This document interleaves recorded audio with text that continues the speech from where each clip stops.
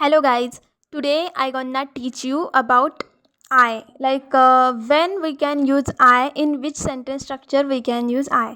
तर I'm gonna तर सर्वात पहिले मी तुम्हाला डेफिनेशन सांगते की आय वापरून आपण स्वतःची आयडेंटिटी किंवा मग आपली ओळख, इन्फॉर्मेशन किंवा ॲक्शन म्हणजे आपण काय करत आहे हे सांगू शकतो.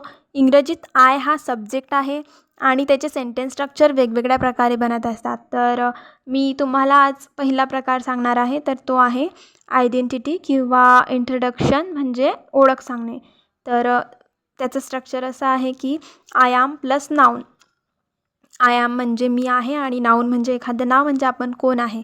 ओके, तर सेंटेन्स बघूयात. आय ॲम प्रतीक्षा, मी प्रतीक्षा आहे.